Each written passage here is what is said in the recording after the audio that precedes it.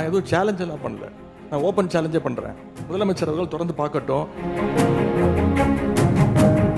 சினிமாவில் punch dialogue பேசுறதெல்லாம் இந்த சட்டமன்றத்தில் பேசல. நீங்க அப்படி பஞ்ச் டைலாக் இல்ல நீங்க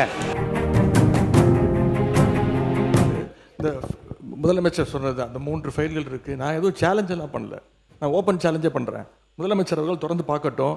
யார் மீது நடவடிக்கை எடுக்க உண்மையாக குற்றச்சாட்டு ஆதாரத்தோடு இருந்தால் அவர் நடவடிக்கை எடுக்கட்டும். எனவே சினிமாவில் பஞ்ச் டைலாக் பேசுறதெல்லாம் இந்த சட்டமன்றத்தில் பேசல. நீங்க அப்படி பஞ்ச் டைலாக் இல்ல நீங்க நீங்க இதுங்க நான் என்ன சொல்றேன், இது நீங்க பேரவைத் தலைவர் இல்ல மாண்பு பாருங்க கருத்து இல்ல கருத்து இல்ல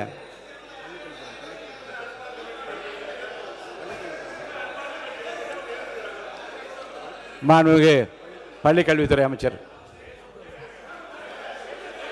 மாண்புமிகு பேரவைத் தலைவர் அவர்களே, முதல்ல உட்காருங்க உட்காருங்க உட்காருங்க உட்காருங்க. இந்த கேமரா டீம் வந்து சைடு கொஞ்சம் காட்டுங்க. ஏங்க மாண்புமிகு இருங்க இல்லங்க ஆனரபிள் ஸ்பீக்கர் மூலமா ரெக்வெஸ்ட் இந்த கேமரா டீம் அந்த சைடு கொஞ்சம் காட்டுங்க. மாண்புமிகு முதலமைச்சர் கருத்து என்ன சொல்றாங்க அத நீங்க சினிமா நடிப்பது போல பஞ்ச் டயலாக்னா எப்படி எழுந்திருக்காம இருப்பாங்க? அப்புறம் தயவுசெய்து சொல்றேன், நீங்க சொல்லுகிற போது முதலமைச்சர் கருத்துன்னு சொல்லுங்க.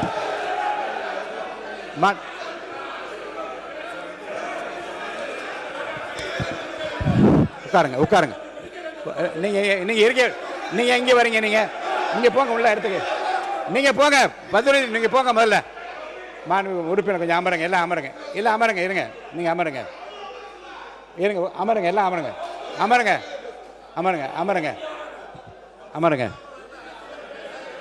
அமருங்க அமருங்க அமருங்க அமருங்க. மாண்பு உறுப்பினர் கொஞ்சம் அமைதியா இருங்க.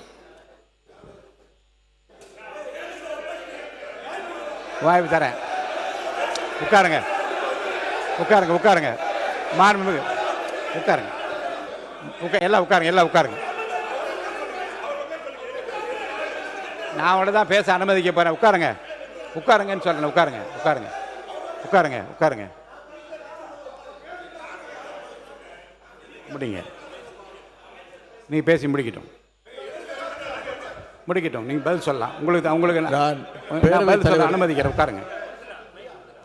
பேரவைத் தலைவர் வாயிலாக நான் கேட்டுக்கொள்வது, தயவு செய்து இந்த ஃபைல்ஸ் எல்லாம் சீக்கிரம் பிரித்து பாருங்க. ஏதாவது குற்றச்சாட்டு இருந்தால், அதில் ஆதாரம் இருந்தால், யாராக இருந்தாலும் அவர் மீது நடவடிக்கை எடுங்க. இந்த உருட்டல் மிரட்டலுக்கெல்லாம் திராவிட முன்னேற்ற கழக உறுப்பினர்கள் பயப்படுவதற்கான எங்களுக்கு தேவை கிடையாது.